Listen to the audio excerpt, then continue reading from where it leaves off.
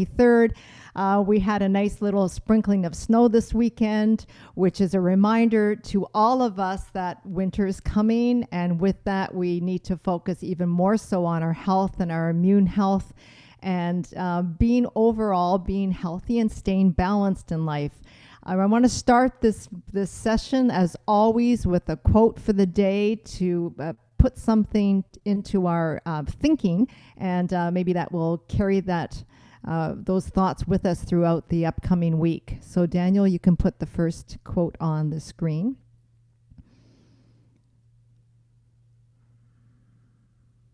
The best use of imagination is creativity. The worst use of imagination is anxiety. And we think about imagination. It's such a powerful thing that we've been given. And we just sometimes don't know how to navigate with it or how to direct it. And so today, as always, when we look at our health, imagination is going to definitely be a part of it. And when we mindset into healthy ways of living, then we're not using our imagination or our thought processes into anxious thoughts and things that are negative. So our mind is like a track. It's going to either go on the positive or the negative. It doesn't really ride on both. So, and we get to choose. We get to direct it. It doesn't mean it's easy, but it starts with awareness. And so I think this quote serves that purpose today, to bring awareness that your imagination is really powerful. So let's be creative with it. Let's be creative in everything that we do with intention, so that it doesn't become used in the negative, in fear and anxiety. Creativity during COVID. Let's talk a little bit about that. What are some ways, and Daniel, you can take the slide off. Thank you. I think we've had a chance to ponder on it. Let's talk a little bit about ways to be creative during COVID.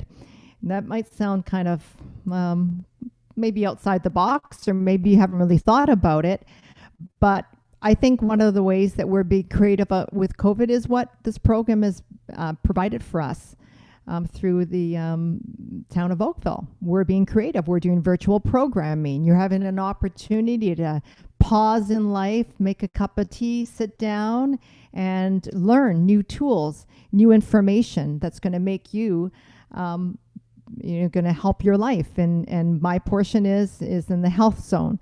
So we're already doing that, and COVID has brought us to this point. So that's a positive. What are some other ways? I'm going to open it up to some of your ideas. I'm going to put a couple out on my own. Phoning friends and loved ones, taking the time now to reach out to those that are so isolated. And a little story that I have is I teach she just turned 90 last weekend. She's 90 years old. She lives in a retired care center, and she takes piano lessons with me monthly. And so I would go to her home and sit with her for an hour and teach her. And she has been isolated since March in her own room, and still is in isolation, where not one family member can come to see her. And so I call her, I reach out to her, and just to hear my voice and to have a little chat and a little chuckle. But it really made me aware of how many people are isolated, and they don't have even a dog or a cat to talk to, never mind family members living with them. They're just all alone in these rooms. And so, looking outside of our own circle and maybe reaching out to people like that and giving them a phone call if you can't come and see them, or stopping by, telling them you're going to drive by and going outside your car and waving to them, and they can look out the window and see you. We're communal people. We were created that way, and we need to reach out to one another. So that's one thing that we can do to be creative during COVID. We can get outside and get fresh air. These are really good things for our immune system. Any ideas from my listeners today? I recognize some of your names. If you have anything that you've done that's been creative or a new skill, I'm just going to open it up briefly for you before I continue on. I got involved with an organization out of Mississauga, and we make masks, the face masks for nursing homes and hospitals and that type of thing. That's awesome. And you actually sew them yourselves? And yeah, we sew them. We provide everything. You buy your own material, elastic, thread, and it goes to this couple that started it. He owns a big construction company or something in Mississauga, and they distribute it around Ontario. That's fantastic. That's great. And just even the community of doing that together and knowing for the greater purpose, that's a wonderful thing. So there's a great example of being creative during COVID. Personal things we can do at home as well. It's now time to do some deep cleaning, some organizing, get to that garage that's been neglected, those closets. They're screaming for your attention. And when we're so busy outside and now we're cooped up, now we don't really have excuses. We just need to be motivated to do it. I like little things. A little system I use is that if I have an overwhelming task like a closet, I'll say, okay, I'm going to set my timer for either 10 or 20 minutes on my phone. I put my timer and then I just go into that room and I do what I can for that allotted time. And then that's it. And then another day I'll do the same. Sometimes I'll reset the timer again, but just knowing that I don't have to spend the next hour in there gives me the motivation to just get started. And we all know that once you get started, it all leads to a little bit by bit, the job gets done. So time to do some deep cleaning, organizing, sorting things out, getting your donation bags together, clear out the clutter. A less cluttered house gives you a less cluttered mind. We all had heard that before. And really important to have your environment, because we're spending so much time at home now. You want to have the environment where you feel peaceful and you feel organized and that you can actually rest rather than feeling anxious. So use your imagination, how to do that at home. So that's a little bit about being creative during COVID. And we're going to talk about stress and rest today, as well as some recipes. We're going to talk about stress now and rest later in the portion of the program. So I'd like to start with a little breathing exercise. I teach voice and I do vocal coaching as well. And one of the main foundations for singing is the same technique we use for stress reduction, and that's proper breathing. So I'm going to demonstrate that, and you can do it at home. As you want to sit up straight, and you can do this standing. Obviously, I'm sitting, so I'm going to remain sitting, but if you want to stand, you can. We're just going to talk about the breath, and the breath needs to come in to the lower area of the lungs. A lot of us breathe very shallow. This is the clavicle area, so we take our breath in, and we kind of hold it here. And by doing that, we put pressure at the top of our trachea, which is our windpipe. At the top of the trachea is your vocal cords. So you can hear when people are very anxious, they kind of do shallow breathing and they kind of talk, and there's a lot of pressure in their voice. Sometimes their voice, the pitch goes into hyperfunction. So they're holding a lot of stress, and it carries into their shoulders. When you learn to take a deeper breath past the clavicle area, let the breath travel down into the intercostal area, the muscles of the ribs or the intercostals, into the lower region of the lungs. The abdominal wall will come out forward, but more importantly, I want you to focus on letting the rib cage extend outward. So I'm going to demonstrate that for you. I'm going to take the breath in. I'm going to take it in through my mouth, because as singers, we need to get our breath in quickly. And so the way to do that is your mouth is open already. You're about to sing. So you take your breath in and you allow it to come nice and low. So I let it open up here. So you can see I'll let it all out. See how it collapsed. I'll breathe in and then I let out. Now, mine does open up quite large because these muscles are quite strong from training. So yours won't maybe open up as much, but I'd like you to take one hand and put it across. rather than refrain from doing this, because this position lifts your shoulders. And if your shoulders are lifted, you're already a bit tensed here. So you want the shoulders to be down and relaxed. One hand across. And then just see when you breathe in, if you can let the breath come down to where your hand is. And you should feel a little bit of movement here. So breath in. And then you can just let it all out. And breath in again. And then let it all out. So that just shows the lower region of breathing. Notice that I'm not lifting. I am not doing this. Again, that puts a lot of pressure at the top of the trachea. We don't want to do this. We want to just open here. And a good way to practice this is in front of the mirror, because you may not be aware that you're lifting up the whole rib cage. And as I said, that creates a lot of tension at the edge of your trachea. So we want to relax that and just open up at the sides. Like everything, it takes practice. So it doesn't mean you can do deep breathing properly right away. But if you do some mindful exercises each day, you'll start to breathe this way naturally. And that will take a lot of pressure off your vocal cords. It will calm you because you're getting more oxygen into your system. I'm going to follow up now with an actual exercise. We're going to breathe in for the count of 4. We're going to pause for a count of 2. And then we're going to let the air out for a count of 6. So I'll do it. You can do it along with me. So breath in. Pause. And now let it out.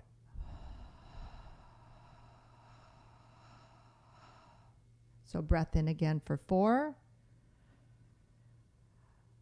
Hold for 2. Exhale.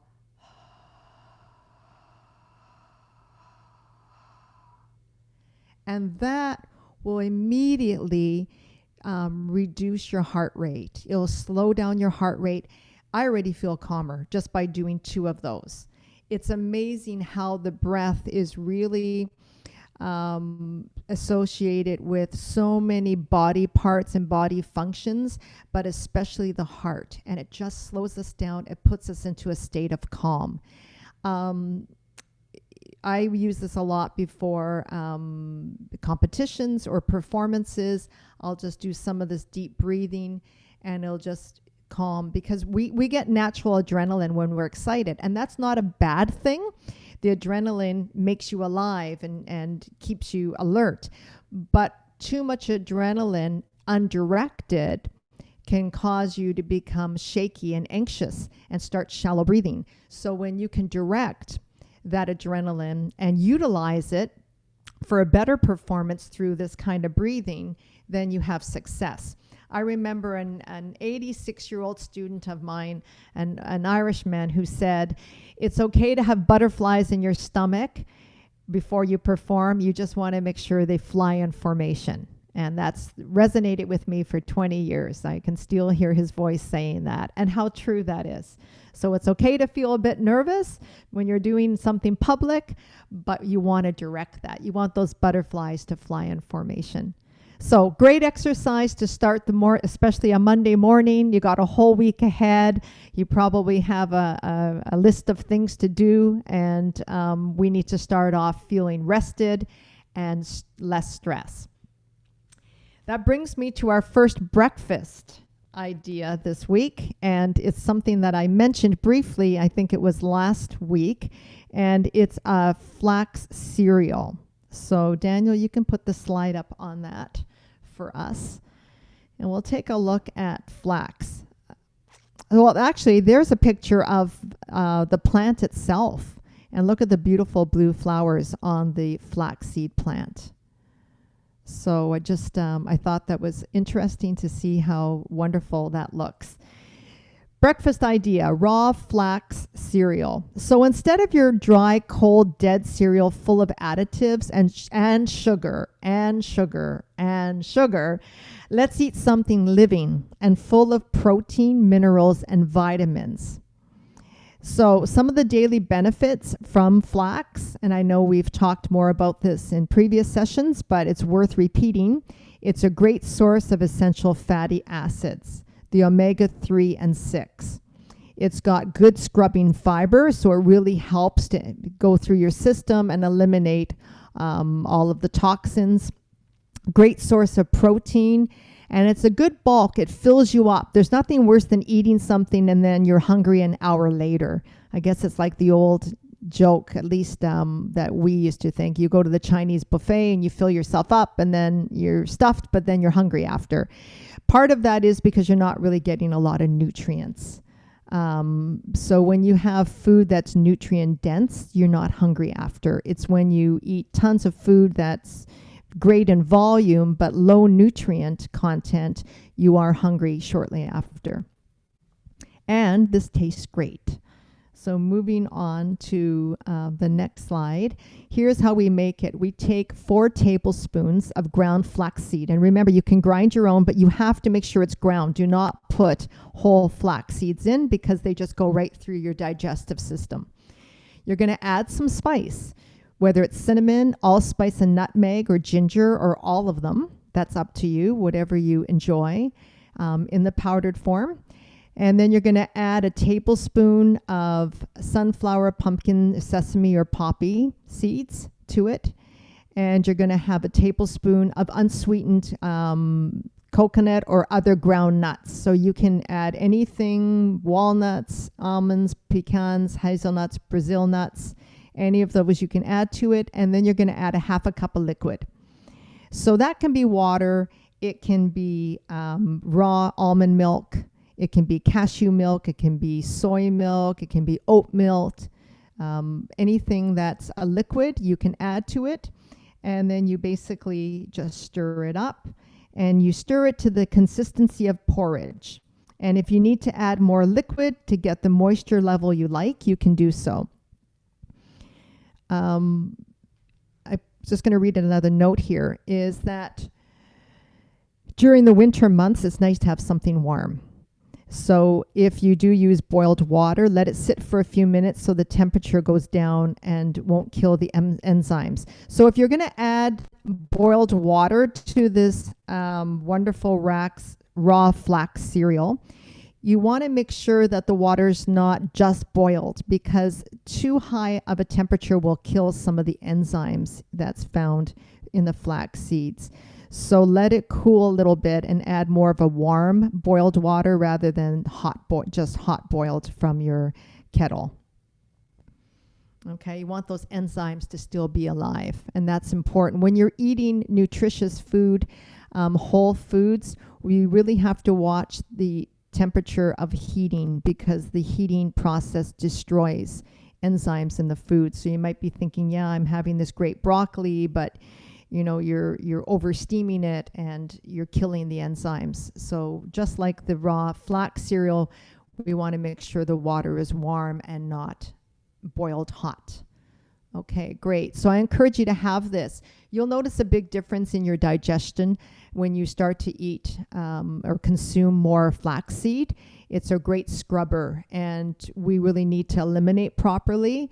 And we feel so much healthier when we do. So, and then you can get that deep breathing. You won't feel bulked up there because you'll have more space for your breathing exercises.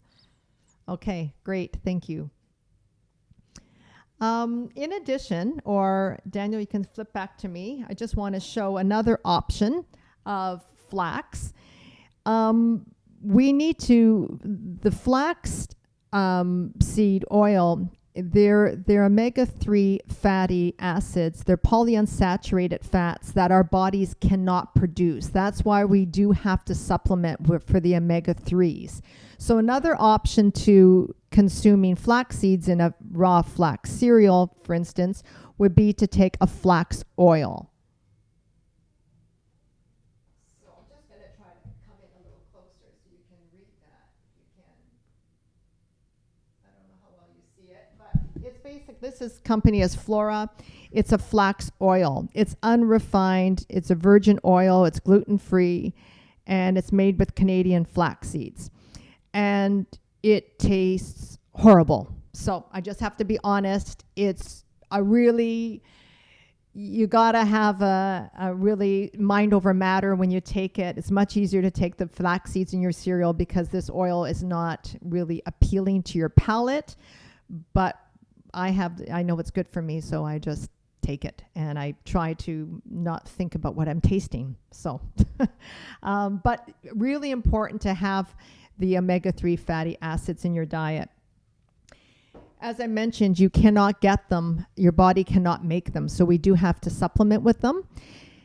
And they're really important for your heart health, your mental health, your weight management, and they fight inflammation. So omega-3s are super important. Can you get them from some of your food sources? And yes, you can. Oily fish is excellent as an excellent source for flax. Nuts and seeds, another great option.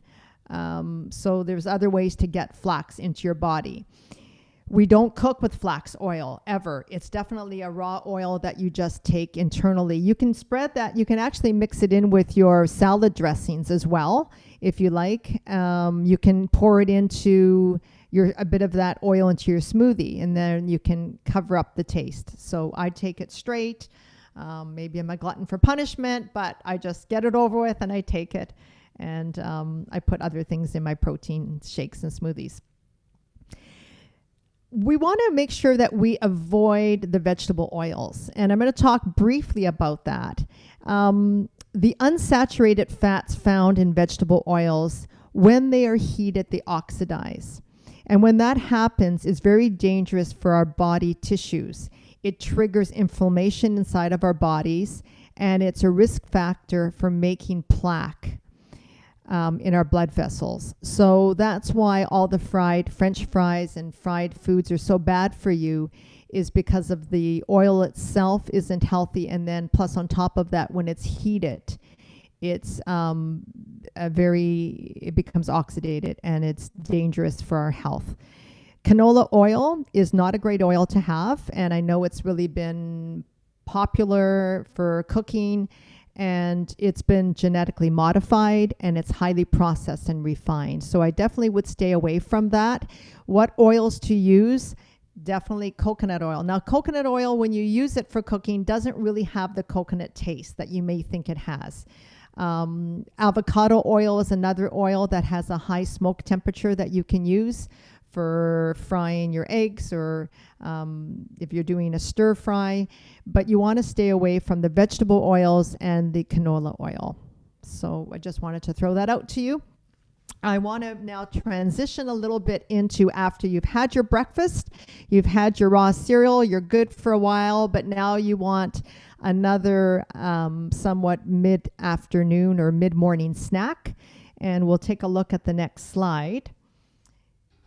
And here are the ingredients that I'm going to use. Notice that they're just very simple, basic ingredients. Once again, it's based on your whole foods. I'm going to put this together in my food processor. You could put it in your blender, but when you put it in your blender, it's hard to get out the pudding that it becomes because it sticks to the blades at the bottom. And with the food processor, I can lift out the middle blade and then use my scraper and get all of the pudding out of my food processor more easily.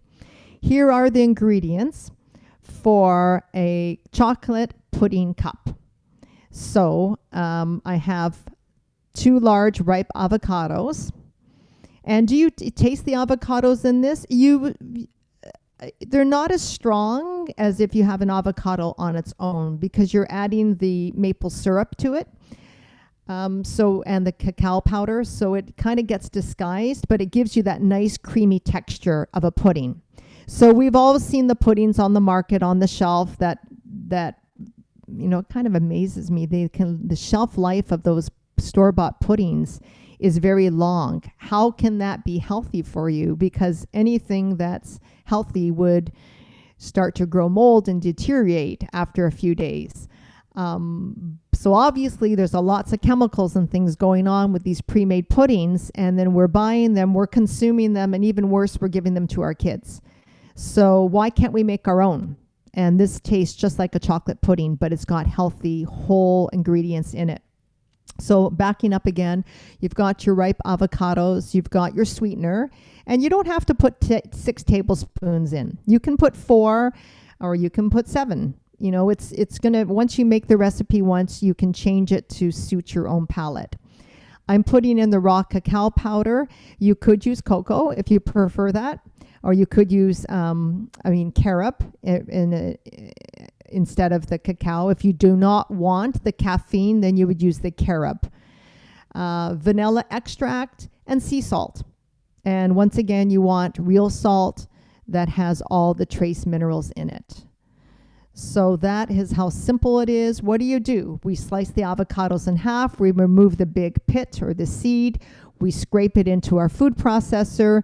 And I love when you have a recipe, like my pancake recipe, where you just use one either blender or food processor and everything goes in. So you're not having all these separate bowls and all the separate mixing, which deters us from doing it. We want simplicity. So this is great for that. We just put everything into our food processor and we mix it up until it's creamy.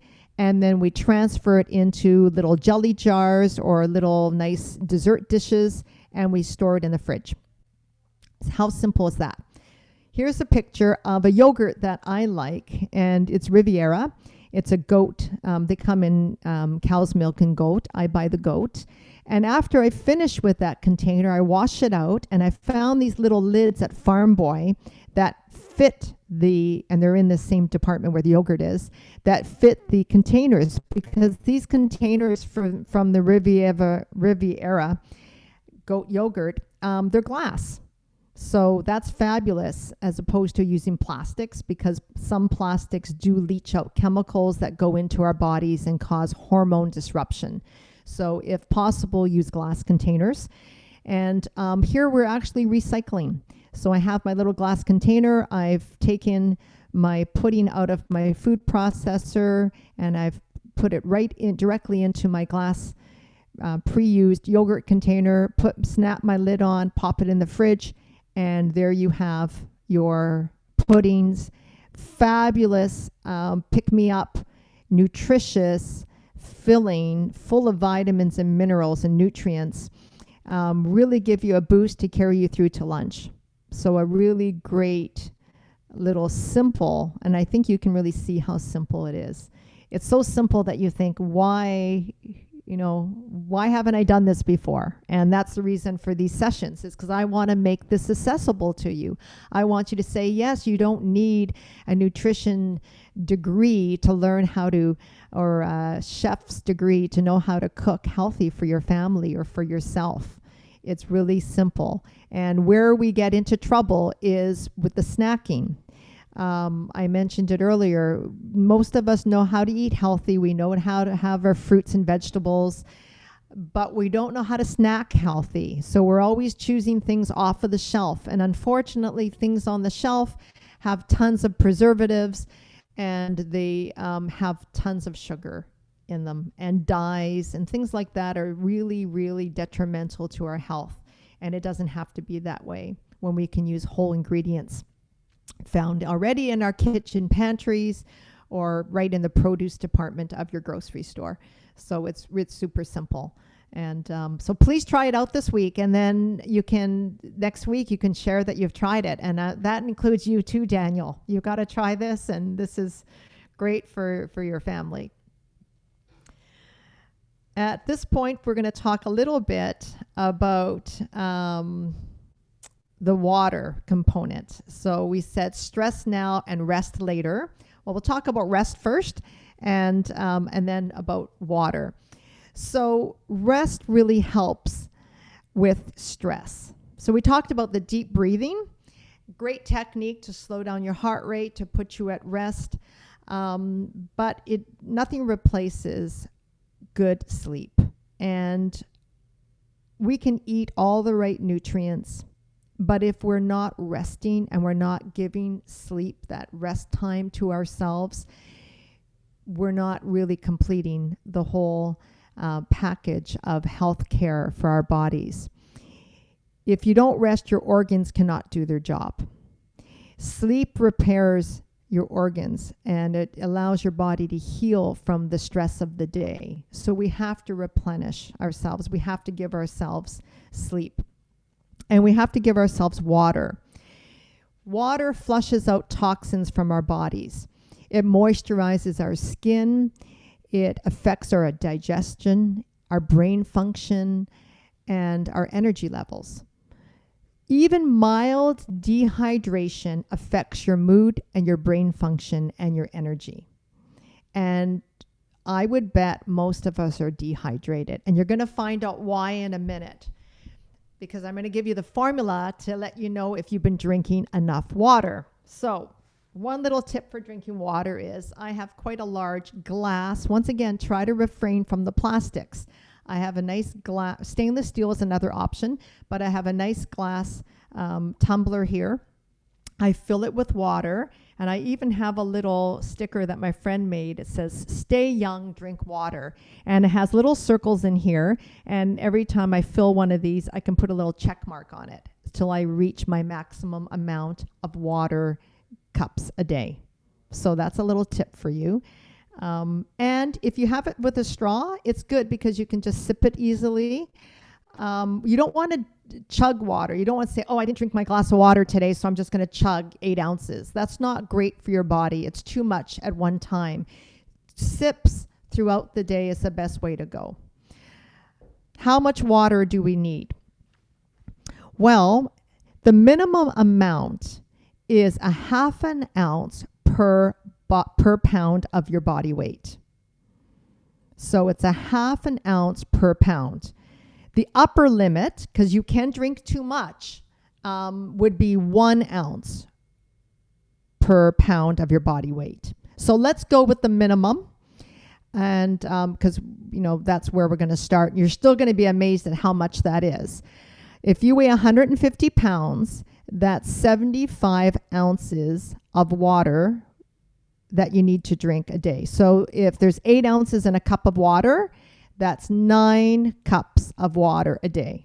So I'm not going to ask you to raise your hand who drinks 9 cups of water if you're 150 pounds, but do your own calculations, and I bet you're not even at 50% of that. And that is the minimum requirement. So testimonies have come back from people who started drinking water and changing that up and saying, oh my gosh, I had no idea that I'm that dehydrated. Put it this way, if you're thirsty, you are so dehydrated. Thirst is the extreme of dehydration.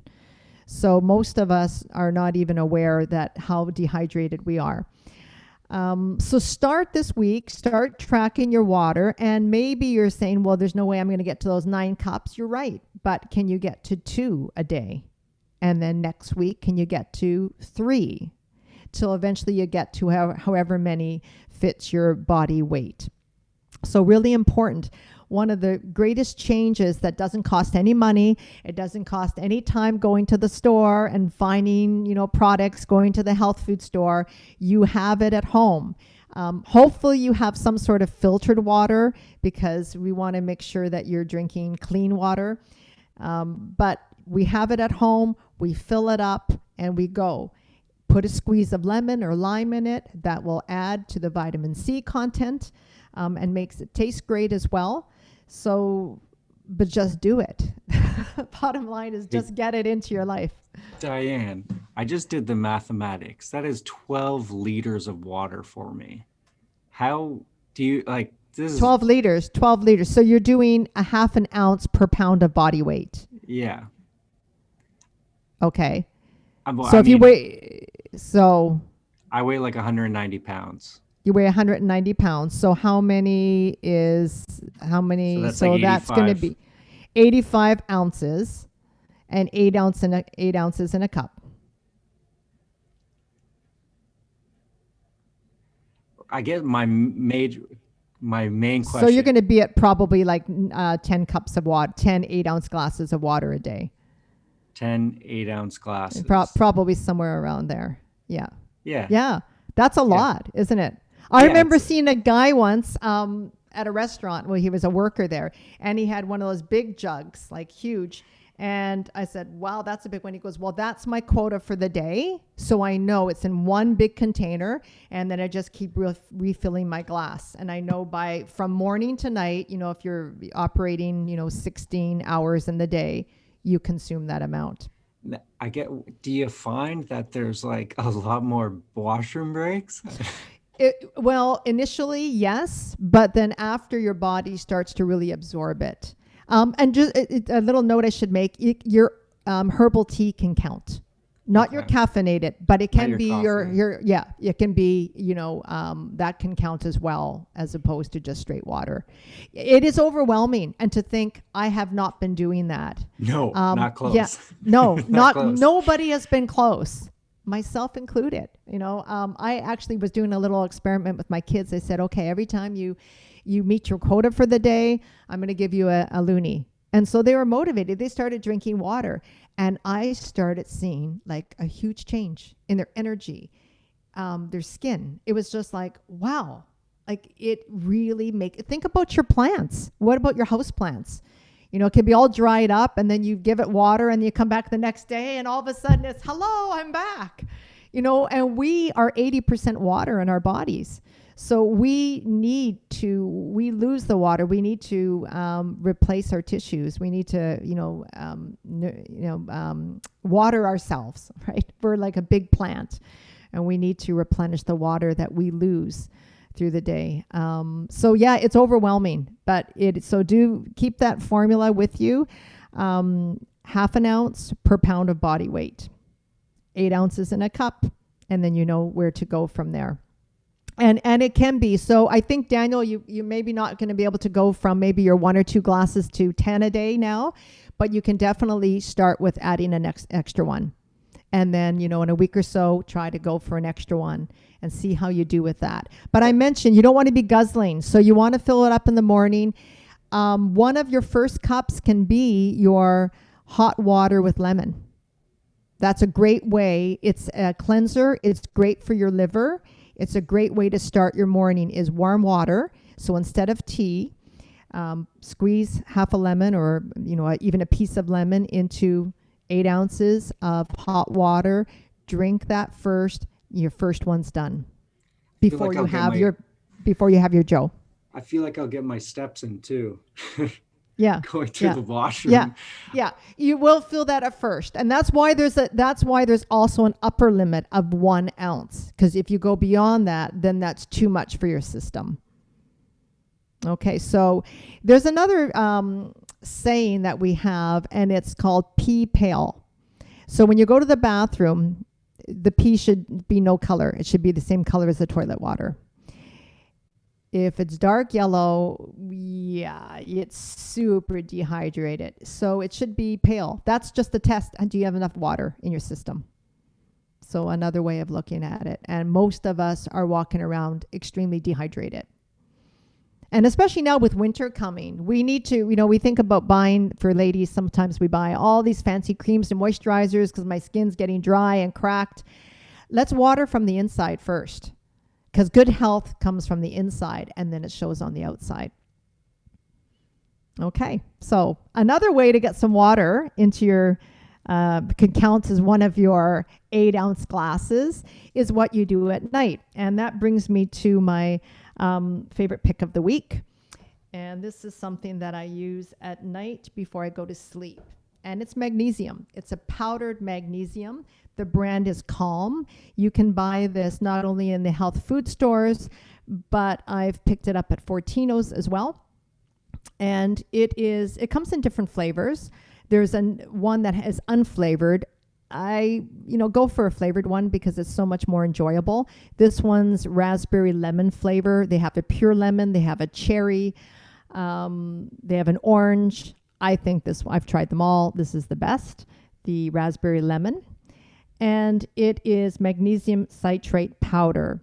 So this is formulated with magnesium carbonate. It has citric acid added to it, and this combination creates magnesium citrate.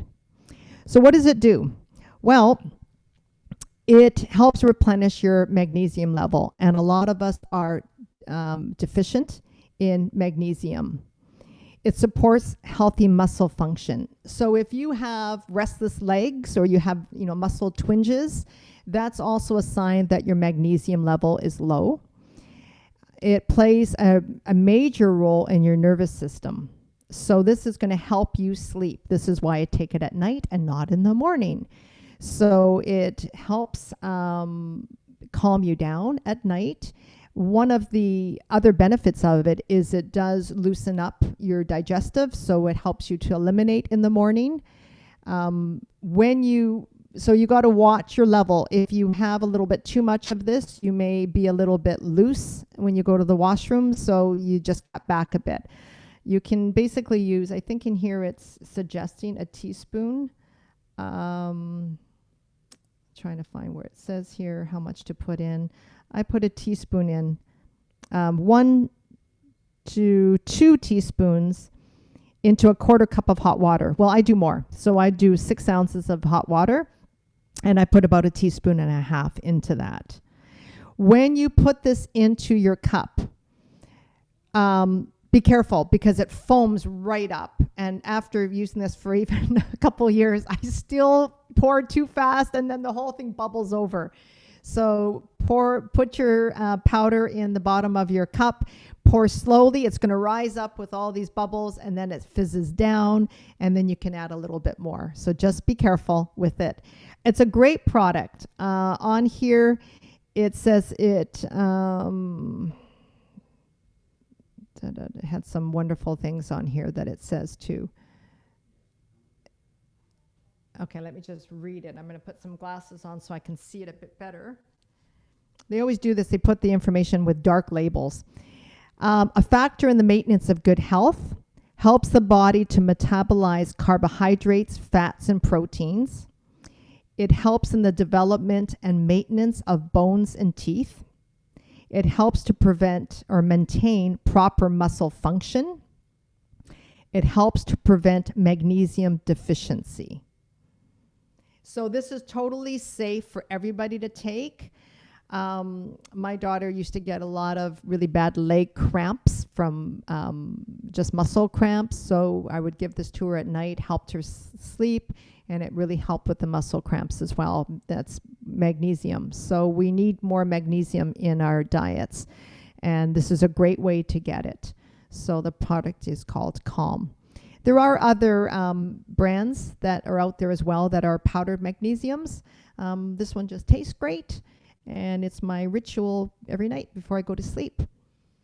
So there's some great tips for today, everywhere from being creative during COVID, stress, breathing, helping our system get the proper breath into all of our cells, bring the oxygen into our bodies, and starting our breakfast with utilizing a lot more flax. Flax is probably one of the most important things that we can add to our bodies. Research has shown it's really helpful in the prevention of cancer. Flaxseed helps with diabetes control. It is so powerful, the flax seeds. So whether you make this raw flax cereal or you just grind it up and sprinkle it over your yogurt, put it in your protein shake, pop it in your pancake mix, you can put it in recipes, you can sprinkle it on top, or like the recipe today, you can make a cereal out of it. But just get it into your diet for everybody. Really, really important. Great snack option today with the real pudding cups, not the fake ones full of chemicals, but your own. And it gives you a sense of pride. When you make your own, you just feel like, I'm doing something that's good for me, and I know what's going into these ingredients. I know what I'm putting in my body. You can kind of think of it as everything that you eat. Discern whether am I giving health to myself or am I taking health away? Am I giving something that's going to make me stronger and healthier tomorrow, or am I going to put something in my body that's going to contribute to disease or inflammation? if we think about feeding ourselves like a machine, we take care of our cars and we wash them and we get the oil checks and we do all those things so that they can run. And then our body, has an engine. We're more than just that. We're a spirit and a soul. But, we just think about the physical part of us for a moment. We are great machines, but we have to run on real food. We have to run on things that support our organs and our tissues, that give us lots of nutrients so that we can, have less inflammation, that we can get up in the morning and feel good, and that our mood is good, and we want to do things and we want to enjoy life, and we don't want to be distracted because we're in pain and we're feeling down and depressed and we're feeling bloated and we're feeling frustrated. We want to feel health and life and vitality. So it starts every day. It's not, a one-time thing. It's every day, watering ourselves. We talked about the importance of water today. It's just everything we do. If we can be mindful of how we live and what we feed our bodies, awareness is the first key. So hopefully today put you a little bit more in that direction. It's giving you some things to contemplate. And I want to end, actually, I'm just going to allow you to, any questions or comments from those of you who are tuning in. And then I'm going to leave you with a really great thing to think about, to carry with you for the rest of the week. We're all good? Okay, great. I know you've got lots of challenges this week, especially this one that doesn't cost anything, so no excuses. Okay, so I'm going to end the session today with a great thing I read this past week, and the quote comes from Melody Beattie, so I will credit her. I don't know who she is, but I found it on the internet. And it says, "Gratitude makes sense of your past. It brings peace for today and creates a vision for tomorrow." Gratitude makes sense of your past, brings peace for today, and creates a vision for tomorrow. So let's be grateful for this time we've had today.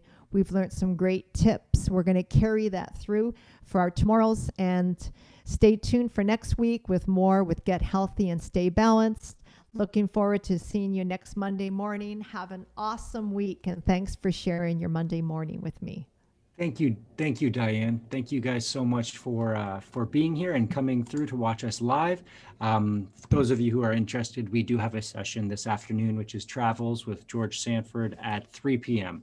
So George takes us around the world as a past tour guide on many major European cities. And he gives us like an interactive way of being there or feeling like we're there. So please feel free to join us, or we'll see you next Monday at 10 a.m. Thank you all very much. And thank you, Dyanne, for your time. Thank you, Daniel. Bye, Have everyone. a great week, everyone. Thank you. Yes. Bye all.